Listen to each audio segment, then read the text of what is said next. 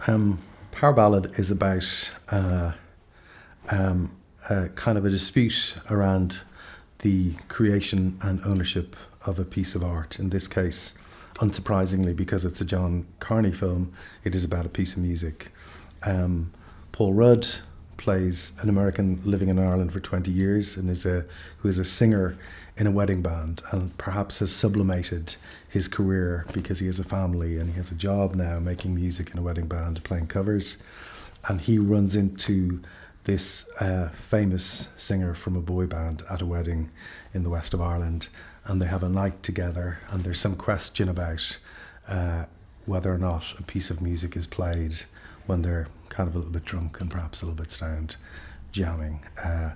And as we go forward, the Nick Jonas character, who has left his boy band and is now forging a career as a solo artist, released this song, which the Paul Rudd character, Rick Power, believes is a song that he wrote many years previously. There's few filmmakers, I think, now in the world that when you say, that their films can become branded, but I think John Carney is one of them. This is a John Carney film in that it has the emotion, the humour, the music, but I think it's done on a bigger scale than a lot of other of John's films have been done. I think ultimately, and I know it's an overused phrase, but ultimately I think all of his films have to a greater and lesser extent just that feel-good factor. I think there really are audience films. They're films that, always keep the audience in mind, but I think always have a sense of what's going to be the cathartic moment for the audience and where the film is going to bring them to at the end. And ultimately, I think it's life-affirming and feel-good, and I think that's what a lot of people want from going to the cinema.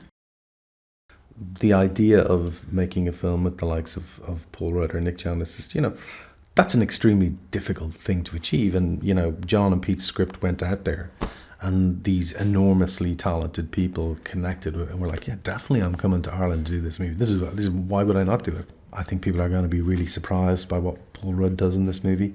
And likewise, I think they're going to be really surprised by where Nick Jonas takes his character. Really fine performances both, but just an absolute privilege and pleasure to see that in action.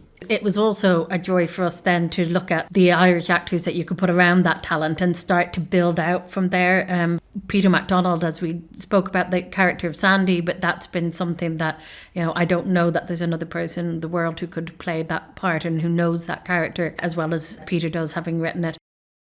I think anyone would have said, well, of course, Nick Jonas can play this part. He's a brilliant singer and he's a, absolute rock star. But, my God, can he act as well? He's really fantastic. The places he has to go to in this film, he really, really smashes it. So if you ask me the question, could anyone else have done it? I don't think there is anyone else who could do it the way he's doing it. It's really quite something, isn't it? Yeah, and I think there's something interesting about that because in some ways it can be that nearly the hardest part to play is something that's close to yourself because, there is something meta about that, but also I think that can stray into cliche if somebody's kind of trying to perform themselves. And I think what Nick does in this, which is kind of extraordinary, is the truthfulness never feels that it's something that's rehearsed. It never feels like it's something that comes from parodying any part of his life. It just feels like it comes from an incredibly honest place. And I think you see that on screen, and that's just acting. Whether he was whether I'm sure, as every actor does, they draw on places in their life, but I don't think he ever has resorted to cliche. And I think that has brought something that's both powerful and moving in terms of watching that performance. What excites me about it is the idea of taking out a film which is really an audience focused, crowd-pleasing, moving, as Rebecca says, kind of cathartic film, but it has a lot of weight and depth. And as we were saying there about Nick, there's some really incredible moments that he takes his character to, but it's all wrapped up in this package which, as Rebecca was saying previously, comes down on the side of humanity. And what I'm most excited about is to take this out into movie theatres, with a real shot of, gathering together a proper audience all around the world and just seeing how they react to this. I feel super excited about trying to make something work in the cinemas again. I would say, I have always wanted to make a musical, and we did to an extent on Flora, and I'm very grateful to John for having given me the opportunity to kind of be a part of that. But I think this, the kind of musical elements of it are, I think bigger and kind of stronger. And I also think it's just exciting to see this group of characters to be able to deliver that on screen, and to see how hopefully that will just reach and move an audience.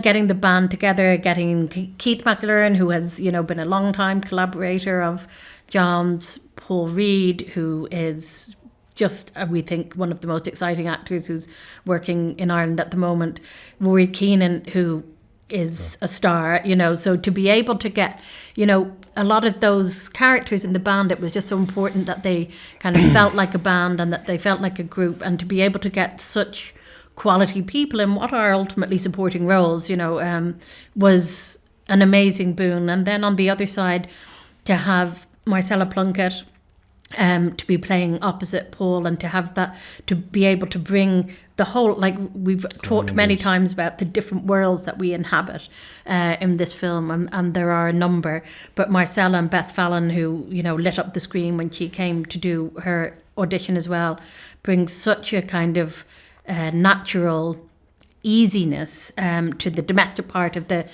film. We're just looking at all of those different roles and going, wow, we've been incredibly lucky to be able to populate it with great Irish talent as well.